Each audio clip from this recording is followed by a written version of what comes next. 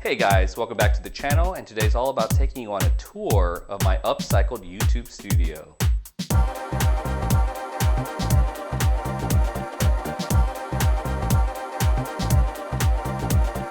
What did I just say?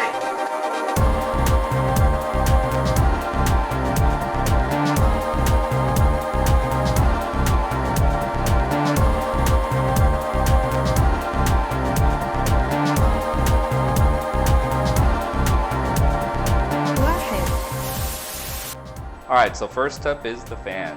So this shit fan has pretty much lost all its personality.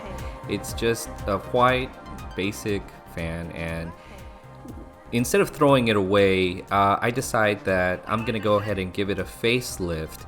Now, this is an actual upcycled project because we replaced the same fan in my son's room, and I actually used some of the parts and spray painted those. So although it might seem misleading that I'm taking these off, I'm actually keeping them and replacing them with the other propellers that I have. Now, as I take these off, they come off fairly easily too, but I want to make sure that everything is prepped for the spray paint that I'm about to do. And obviously it really helps to have a ladder, right? So that's one of the big things. And then of course I wanted to keep the little bronze details that are on here because I'm going to spray paint it black.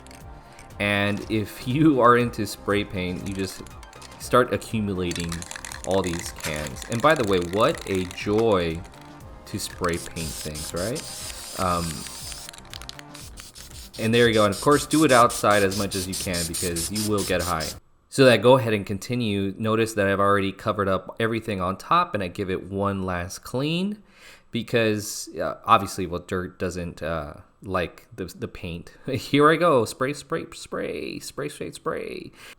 Notice the smooth finish that I have after everything is said and done. Gorgeous. Now, putting this part back on was a pain in the butt. It just would not cooperate. You have to kind of put like these long screws on there, and they have to line up perfectly from the bottom and be attached from the top.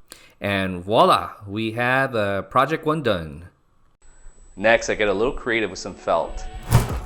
Alright, so I get this felt material from Hobby Lobby, which is about $6 a yard. And of course, you do need a staple gun to be able to do this. And it goes on quite simply, but it makes a big difference.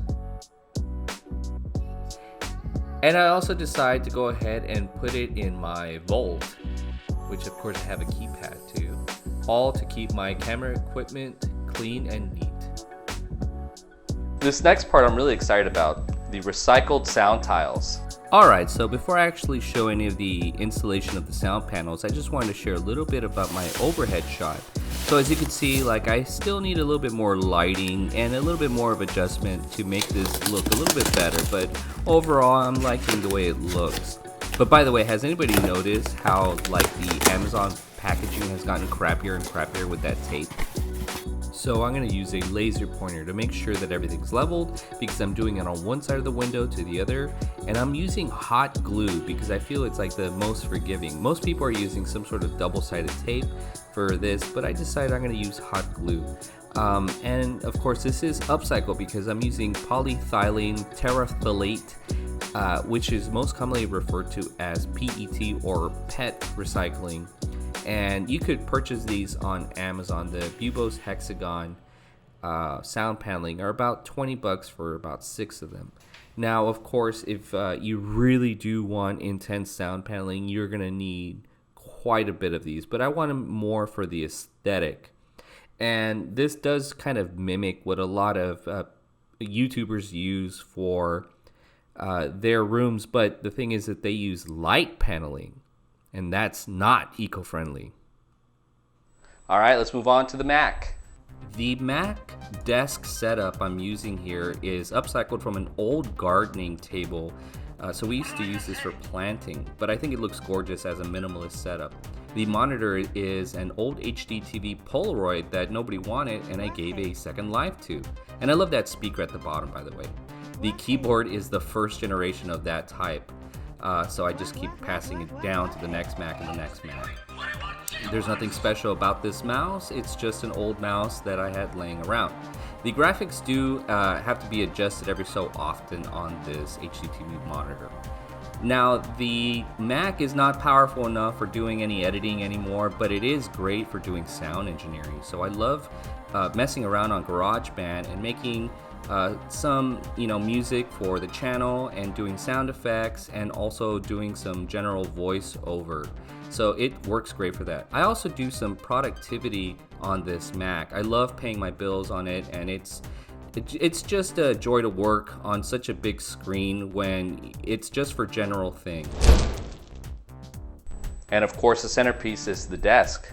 So no IKEA kitchen countertop here. Instead, I decided to use our dining room table extender. You know, that middle section of your dining table that nobody uses? Well, I simply ordered some industrial piping from Amazon and screwed the legs into it and made a desk. And it had even a perfect snapping clip for my headphones. So there you go.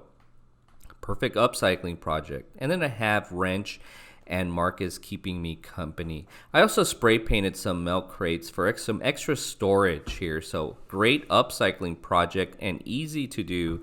And even down to the floor, use some extra carpet we had sitting around. Alright guys, so that's going to do it for this one, and hopefully I inspired some of you to do a little bit of upcycling in your creative spaces. Until next time, ask yourself that question: is this good for the earth?